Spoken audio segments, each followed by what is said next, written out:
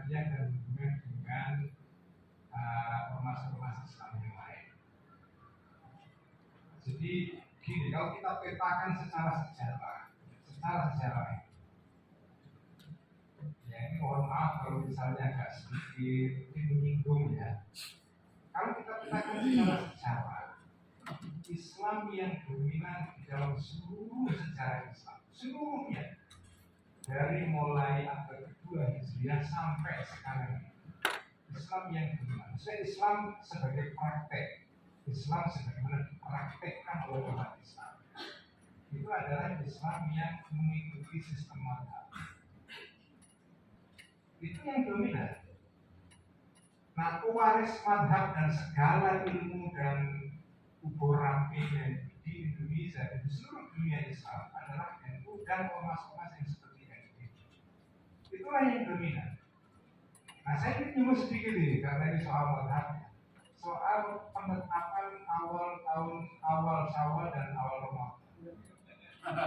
Nah, ini bukan soal politik. Kalau kita lihat sejarah, dari dulu penetapan awal Ramadan dan awal Syawal itu selalu oleh negara.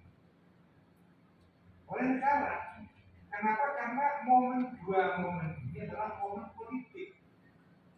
Karena inilah momen di mana negara hadir kepada penduduknya melalui dua momen penting ini. Karena itu tidak bisa ditetapkan oleh kiai, tidak bisa.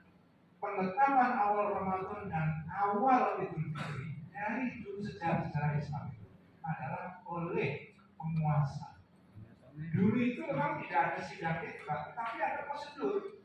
Kalau ada orang, nah sejak dulu metode penetapan itu rupiah. Dari dulu penetapannya itu rupiah.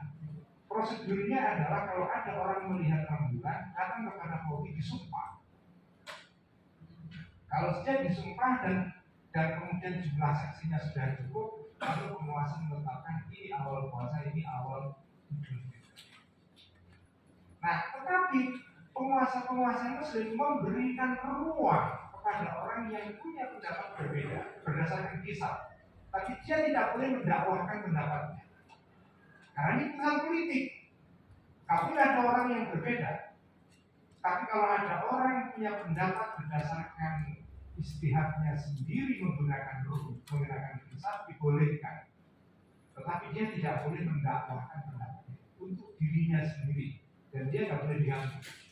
Tetapi untuk patokan umum itu menggunakan sistem politik. Jadi sejarah Islam itu didominasi oleh praktek Islam dengan mazhab. Nah, baru muncul awal abad ke-20 ada gerakan reformasi Islam atau al-Islam yang dilakukan oleh Muhammad Abduh dan Al-Afghani.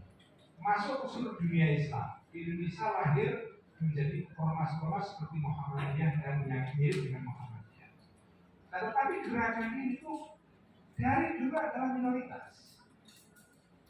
Yang mayoritas dimanapun sejak dulu adalah gerakan yang menggunakan sistem mazhab. Itu secara de facto begitu. Nah, apakah dengan demikian kita harus menolak kehadiran gerakan-gerakan reformasi? Enggak. Ini bagian dari keragaman dalam Islam juga. Kita harus tidak bisa menolak kehadiran gerakan-gerakan reformis yang diilhami oleh gerakan Abdul dan Al-Ghani. Tidak bisa, karena itu de facto sudah ada. Dan mereka punya kontribusi besar gerakan-gerakan reformis dimanapun. Maksudnya reformis Islam ya, seperti Muhammadiyah di mana-mana. Mereka memang sangat canggih mengelola lembaga modern. Sebab mereka ini pertama kali yang mereka jadikan sebagai lawan tandingnya adalah lembaga-lembaga yang didirikan oleh kaum misionaris yang didukung oleh pemerintahan kolonial. Karena itu konsentrasi gerakan reformis dimanapun, tidak hanya di Indonesia, dimanapun adalah mendirikan lembaga-lembaga sosial menandingi gerakan-gerakan misionaris Kristen, terutama dalam bentuk sekolah dan rumah sakit. Sejak awal itu niatnya begitu. Kalau NU kan enggak, niatnya dari awal adalah merawat tradisi Ahlussunnah wal Jamaah, bukan bangun rumah sakit. Jadi kalau kita itu agak terlambat mulai rumah sakit, ya tidak masalah, bukan itu tujuan utamanya kok. Tujuan utamanya NU bukan di sana. Kalau Muhammadiyah dari awal tujuannya adalah untuk menandingi gerakan-gerakan misionaris di dalam memberikan khidmat sosial berupa rumah sakit dan pendidikan. Makanya mereka menonjol di situ. Gerakan serupa seperti Muhammadiyah di negara-negara juga sama. Jadi Muhammadiyah itu dari awal ya, kalau gerakan pemulihan akidah itu menurut saya bukan dominan. Itu sebenarnya bukan dominan. Yang dominan adalah sebetulnya menandingi gerakan-gerakan misionaris, mendirikan sekolah dan rumah sakit.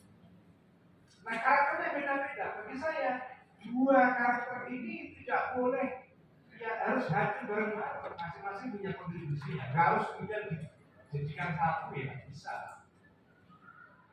Kita saling menghormati saja. Itu punya kekhasan.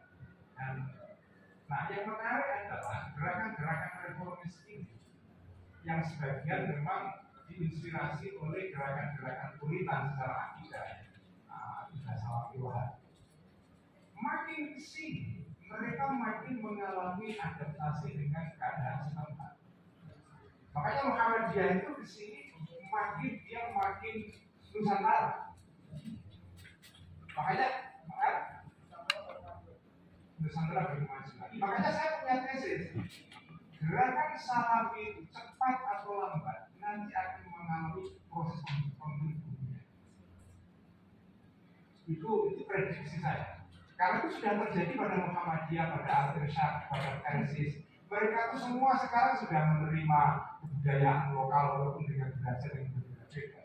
Nanti Wahabi itu lama-lama mereka akan mengalami proses adaptasi atau akulturasi dengan budaya setempat. Nanti ada Wahabi Nusantara susah. Saya yakin.